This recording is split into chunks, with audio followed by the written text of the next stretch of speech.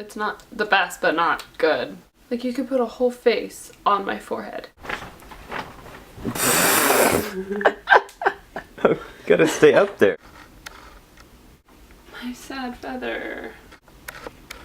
Hi guys, so I'm here today with a tutorial for you. I haven't done a video in a while, but it's kind of a long story. I've been having a lot of health issues this year and it makes it difficult to make videos. So on a day that I feel good, I decided I'm just going to make a video and take advantage of it. So I will not bore you with details of that. Let's just jump right into the look. It's pretty simple for fall. Neutral eye, I added some lashes, but those are optional. And then kind of a deeper raspberry lip. It's actually a lot deeper in person than it's coming across on camera, but it's kind of just the perfect transitional fall basic look. So I hope you guys enjoy it, and if you want to see how I got the look, then just keep watching.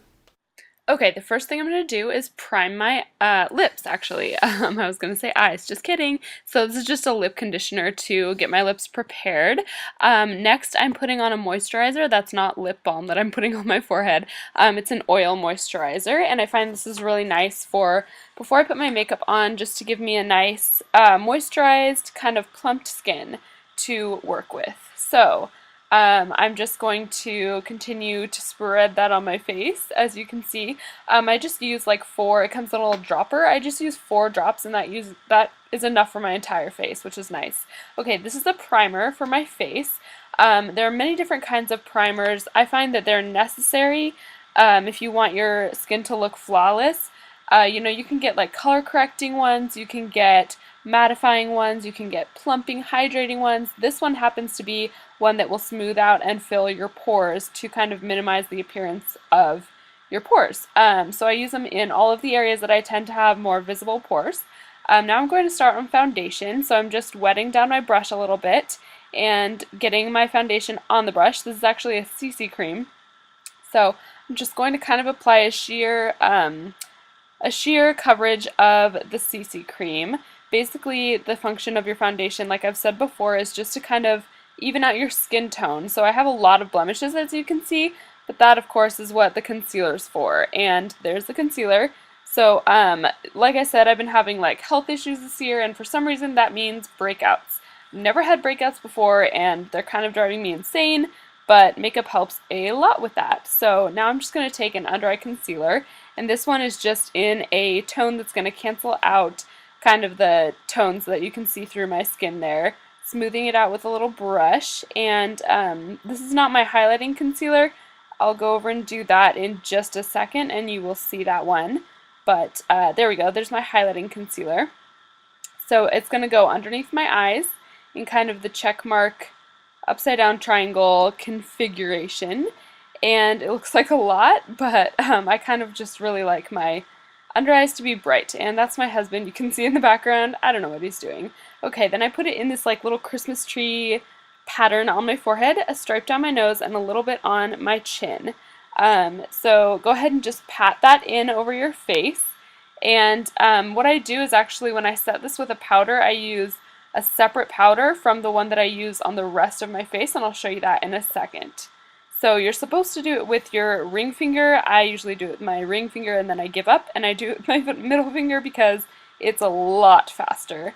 The point of doing it with your ring finger is because it's weaker, but that also makes it very, very slow. So I'm just taking a flat foundation brush, the kind we used to use like 10 years ago for foundation. I never use it for foundation, but I use it for powder, especially right now, because I have a lot of blemishes. I don't want to mess up the work that I did with my foundation. Okay. This is eye primer. I'm just putting this one down to kind of give, you know, myself a base to work with. I actually double prime my eyes, which you'll see in a second. So one is kind of to cancel out the tones, and the other one is kind of to provide like a sticky base. And I mean, they both kind of do that, but I find with my oily eyelids, I need to do this. Okay, so just take a brush that's good for packing on eyeshadow and a neutral kind of light shimmery-ish tone. And I'm just taking that and putting that all over the lid, as well as my eyebrow highlight. And the next step is taking a medium brown shade, and this one is a pretty warm brown. This is going to be my crease color. So I'm putting it down with a goat hair brush. You know, most brush companies make goat hair brushes. It's good for depositing the color on there. It's not as much for blending, but you'll see I blend with this fluffy brush in a minute. Remember that pencil trick? Did you guys used to do that in elementary school? Yeah, I'm having too much fun. Okay, so taking a lighter brown shade and just kind of blending that out. Excuse me. Okay, taking a little smudger kind of brush and putting the same colors that I put on my eye underneath my that lower eyelash line, lash line. Okay, there we go.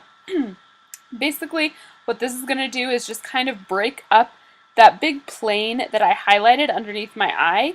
Otherwise, it can kind of like swallow up your eye and just, you know, you want it to stand out a little bit from the rest of your face.